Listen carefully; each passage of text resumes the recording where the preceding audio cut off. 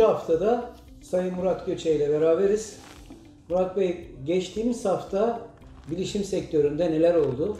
Sizden bunları öğrenelim. Şimdi öncelikle 10 hafta çok uzun süre Saydar. Şimdi sen söyleyince idrak ettim. 10 hafta çekim yaptığımızın farkında bile değilim. Feedbackleri ben olumlu buluyorum Mustafa. Senin tarafında nedir bilmiyorum ama izlenme sayıları artıyor. İşte sosyal medyada beğeniler artıyor. Bu da bizi yüreklendiriyor, cesaretlendiriyor. Çok iyi niyetle ve amatörce başladığımız bu işi de keyifle sürdürmemize neden oluyor. Umarım nice onları çekeriz beraber. Evet, geçtiğimiz hafta Sayın Bakan Yardımcımız, Ulaştırma Altyapı Bakan Yardımcımız bu konuyla ilgili bir dönüş yaptı. Ben de şaşkınlık içerisindeyim. Yani izleniyor olmamız sevinç verici bir şey. Süper. Şimdi madem sen Bakan Bey'le başladın, yine devlet tarafından olan bir haberle devam edelim. MÜSİAD'ın çok güzel bir etkinliği vardı. Adı Vizyoner Zirvesi. Çok kalabalık. Ben gidemedim ama çok güzel kalabalık geçmiş. Başarılı bir etkinlik olmuş.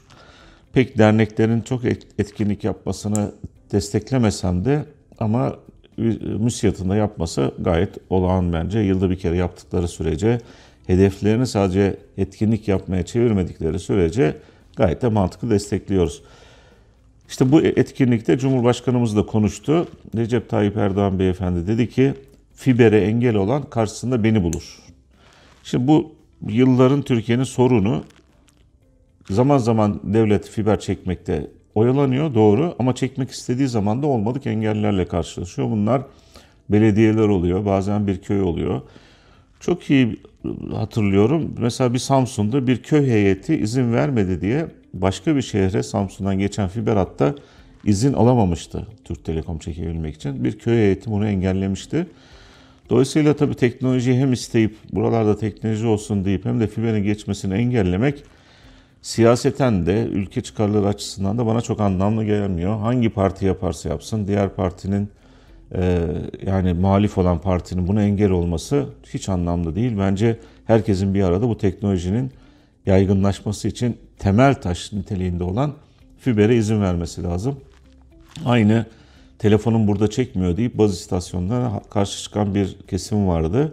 Evet, sağlığa zararlı olabilir, doğru, ama bir doğru dediğimde bilmiyorum. Yani doğru olabilir. Ben teknik açıdan incelemedim. Sağlığı ne kadar zararlı bilmiyorum. Sonuçta bir radyasyon yaydığı var ama günlük hayatta zaten çok radyasyon alıyoruz. Bu 5G veya daha önceki teknolojilerin 3G'si, 4G'si baz istasyonunda ne kadar radyasyon yayıyor fikrim yok. Bunları da engellemek, fiber çekimini de engellemek bence insanlığa da bir zarar verecek bir eylem. Dolayısıyla bunun önüne geçmek de çok önemli. Recep Tayyip Erdoğan Bey de buna çok güzel mesajını vermiş. Ben de gönülden bu mesajı gönülden destekliyorum. Şimdi bu hafta doğa ile ilgili bir haberimiz yok ama insanlık adına güzel bir haber var. Teknolojik.com.tr'den aldım bu haberi. Biz haberlerimizi 4-5 tane kaynaktan alıyoruz genelde. Bir sosyal medya birinci kaynağımız. İkinci teknoloji.com.tr, teknolojioku.com.tr, bthaber.com.tr. Bir de sevgili Füsun Nebi'nin sitesi turkinternet.com var. Kendi yorumlarımızı kataraktan bu haberleri yapıyoruz. Evet, tekrardan bu insanlık adına yapılan önemli uygulamaya dönersek, Türk Telekom güzel bir uygulama çıkarmış. Adı iSense. iSense görme engelliler için telefonu tuttuğu yerdeki cismin rengini tanımlıyor. Sesli olarak görme engelliye tanımlıyor. Dolayısıyla görme engelli insanlar da o cismin, telefon tuttukları cismin rengi hakkında fikir sahibi oluyorlar. Pratikte onların işe ne kadar yarıyor bilmiyorum ama kulağa çok hoş gelen bir başarılı bir uygulama sonuçta. Evet, BT Haber'den bir haberimiz var. Küresel yarı iletken sektörü araştırması yapılmış efendim. 149 üst düzey yöneticide anlamışlar ki yapay zeka bütün firmaları kullanan firmanın gelirlerini arttırıyor. Buradan yola çıkıp KPMG Türkiye Teknoloji, Medya ve Telekom Sektörü Serkan Erçin'le görüştük. O da dedi ki cihaz birbirine bağlı, internete bağlı cihaz sayısı şu an 26 milyar adet. 2025'te 3'e katlanacak.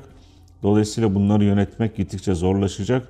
5G'ye, hızlı internete ve yapay zeka ihtiyacımız olacak. Bu nedenle yarı iletken firmaları da bu yönde 14 nano santimlik cihazların daha incesini yapmaya çalışıyorlar. Çünkü yer sıkıntısı da başlayacak. Dolayısıyla yapay zekanın faydasını insanlığa ve teknolojiye getirdiği faydaları da böylelikle görmüş oluyoruz. Sevgili yazarımız Edip Öymen'in bir haberi var. Bir de size bununla ilgili önce bir kötü haberim var. Edip Öymen Bey 4-5 sayı sonra, yani 1250. sayıdan sonra yazılarına bırakacak. Kendisini ikna etmeye çalışıyoruz. Bu programı dinleyip de kendisini tanıyanlar varsa ısrar etsinler. Onların, Edip Bey'in yazıları çok çok güzel. Ben de sürekli takip ediyorum. Belki birileri fikrini caydırır da bizimle devam eder. Aksi durumda kendisini çok özleyeceğiz. O haberde diyor ki, çağımızın 2 tane hastalığı var. Nomofobi ve plagomani. Bunlar işte telefon ve teknoloji bağımlılığı. Hepimizin içinden çıkamadığı, ben de dahil olmak üzere sıkıntı yaşadığımız bir hastalık bu. Elimizden cep telefonu düşmüyor. Yani ben 3-5 dakika telefonu almazsam sanki dünyada çok olaylar olmuştu, haberim yokmuş gibi düşünüyorum ve hemen telefona sarılıyorum. Bunun için de bir uygulama yapmışlar. Kaç kere telefonu günde açıyorsun diye. Bende sayı 300-500'lere kadar çıkıyor. Yani normalde böyle bir ihtiyaç yok tabii. Bu Edip Öymen yazısında işte bu hastalıklara karşı 2 tane öneri okumuş ve haber yapmış. Birisi ekmek makinesi şeklinde birisi bir icat yapmış. Şu an ismini hatırlayamadım. Masaya geliyor, ekmek koymak için değil, telefonları koymak için. Aynı ekmek kızartma makinesi gibi gözleri olan bir cihaz düşünün. Masaya oturan herkes telefonunu koyuyor ve cihaz telefonun sesini kesiyor. Dolayısıyla yemek boyunca en azından telefonu açıp mesajlara bakmak mümkün değil. Telefon da çalmıyor. Tabii benim gibi hasta olursa ekmek makinesinden çıkartıp tekrar bakar tabii. Ama umarım hepimize bir çözüm olur. İkincisi de bir kola yapışan bir bant yapmışlar. Bu nabız ve kandaki hemoglobini ölçüyor. Hemoglobin bildiğiniz üzere vücuda oksijen taşıyan hücrelerin adı. Tespit ediyorlar ki telefonla çok uğraşılınca vücuda oksijen akımı azalıyor. Bu bunu ölçüyor. Oksijen akımı azalınca nabız da yavaşlıyor. Çünkü vücut bir hareketsiz ortama bölündüğü için, aynı bir koma haline dönüştüğü için vücut uykuya geçiyor neredeyse. Sonra kol uyuşmaları, işte kalp rahatsızlığı falan filan neden oluyor. İşte bu uygulama, eğer bu oksijen akımı azalırsa, yani hemoglobin seviyesi düşerse alarm veriyor telefonda. Diyor ki artık görüşmeni kesiyorum. Bundan sonra sen telefonla bir şeyler yapamazsın. Çok güzel. Umarım işe yarar. Evet, bunlar da insanlık adına güzel haberlerdi. Tabii bizim en ağırlık verdiğimiz, en önemli kaynağımız betahaber.com'dan haberleri birkaç tane paylaşalım. Bir tanesi Alibaba ve İHKİP, yani İhracatçılar Birliği oturup toplantı yaptılar, bir basın açıklaması yaptılar. Burada dediler ki e-ticareti destekliyoruz. Yani yurt dışına ihracat yapmak isteyen, e-ticaret üzerinden satış yapmak isteyen firmalar bu İMMİP üzerinden, İHKİP üzerinden ve Alibaba üzerinden yapacaklar. Kendileri telefon hattı bile vermişler, mail adresi de vermişler. Bu ticareti yapmak isteyenler kendileri direkt destek oluyorlar. Oldukça düşük ücretler, hatta bazı servislerde ücretsiz. Türkiye adına önemli bir iş. İhracatımızı arttıracak bir iş. Şimdi efendim 2 tane son haberim var. Bunlardan bir tanesi teknoloji medyası konusu. Şimdi bu programda da görüldüğü üzere ve ben bu işte yeniyim, 6 yıllık bir deneyimim var ama bu sektöre emekler vermiş 30 yıllık 40 yıllık arkadaşlarım var. Bir sürü gazeteci ve yayınlar var. Hepsi neredeyse sıkıntı içinde. Teknoloji medyası olarak bahsediyorum. Çoğu kapanmak zorunda kaldı. Zaten kağıt üzerindekilerin çoğu kalktı. Yani 1-2 tane kaldık ortada. Bir Ankara'da var, İstanbul'da bir tane, bir de biz varız. Ve biz görece daha eski olduğumuz için çok zorlanmıyoruz ama diğer arkadaşımın zorlandığını biliyorum. Dolayısıyla gittikçe teknoloji medyasını bekleyen sıkıntılar büyüyor. Halbuki şimdi de gördüğünüz gibi, lafıma da öyle başlamıştım. Teknoloji medyası bugün teknoloji firmalarının hepsinin haberlerini yıllarca yurt içinde, yurt dışında yaymaya çalıştı. Bunların haberlerini kullanıcıya eriştirdi. Bugün teknoloji tüketiciliği Türkiye'de bu kadar yüksekse ve bundan da markalar para kazanıyorsa bunun tek kahramanı teknoloji medyasıdır. Ama gelin görün ki son geldiğimiz noktada çoğu teknoloji firması, büyük markalar, Türkiye'de yabancı fark etmez, teknoloji medyasının bu görevini unuttular. Biraz amacını aşan bir tabir olabilir, özür dileyerek söylüyorum. Nankörlük yapıp şimdi teknoloji medyasını desteklemekte zorlanıyorlar. Çok küçük bütçeler ayırıyorlar. Ama bu bütçelerin büyük kısmını da saçma sapan magazinsel haberlere, televizyona, şurayı buraya harcıyorlar. Yani bir bütçe var, harcanıyor ama teknoloji medyasına, onları oraya taşımakta büyük basamak sağlayan, bir merdiven oluşturan teknoloji medyasını da ihmal ediyorlar. Buradan da onlara mesaj verelim. Teknoloji medyasına hedefini aşıyorsa özür dileyerekten teknoloji medyasına nankörlük etmeyin diyoruz. Son konumuz hosting. Hosting'i hepimiz biliyoruzdur. En azından bu programı izleyenler biliyordur ama yine bilmeyen eş dost da olabilir. Kişisel olarak seyrediyorlardır. Hosting bir domaininiz var. muratgöçe.com. Bu domainin yazılımı var. Bu yazılımı bir yere koyuyorsunuz. Ve insanlar da muratgöçe.com'a girip bakıyorlar ne yazıyor diye. BT Haber öyle. İşte Hürriyet.com.tr öyle. Şu öyle, bu böyle.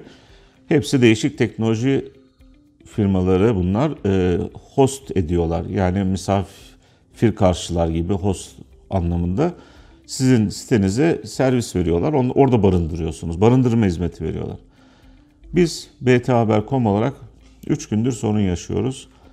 Açıklama da şu. Yazılımınızda bir sorun var. Sitenizde bir sorun var. Onların tekrardan hizmeti açalım. Biz de diyoruz ki ya biz alan kiraladık. Aynı şey gibi. Hani bir ev kiraladınız. Evin kirasını veriyorsunuz düzenli şekilde ama musluk borusu patladı.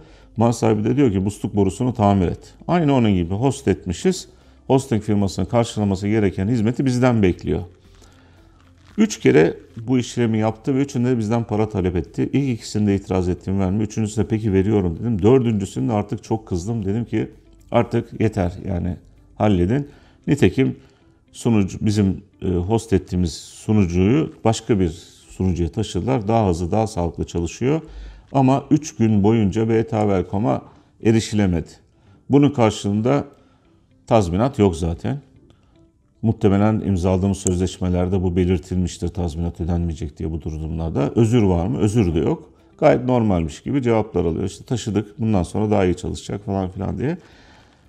Ve firmayı da çok sevdiğimiz firma, ismini vermeyeceğim elbette. Onlara yakışmadı. Kendilerini toparlayacaklarını düşünüyorum. Ama sizlere bir mesaj, hosting firmasını iyi seçmek lazım. Eş, dost, tanıdıktan bilgi almak lazım. Öyle herhangi bir yerde kritik bir siteniz varsa barındırmayın. Çok iyi markalar var. Araştırın. Çok merak edersiniz de bana yazın. Ben size önerilerde bulunayım deyip haftayı kapatıyorum. Evet, Fenerbahçe'miz ne durumda? Fenerbahçe beter olsun Mustafa Bey. Fenerbahçe ile ilgilenmiyoruz. Gerçi Galatasaray da beter durumda, Fener de beter durumda. Hangisi daha beter tartışılır. Galatasaray bu haftaki maçında Trabzon'la berabere kaldı. Ben bir toparlanma görüyorum. Takımda bir istek var, yani bir kamçı var. Birkaç tane Türk oyuncu da çok ciddi destek sağladı. Sanırım onların da etkisi var. Türklerin motivasyonu yabancılardan daha fazla oluyor. Tam teknik bilgileri, oyun kabiliyetleri belki düşük olabilir ama motive anlamında biraz daha hırslıyız biz. O kadar profesyonel bakmıyorlar. Daha amatör ruhla çalışıyorlar.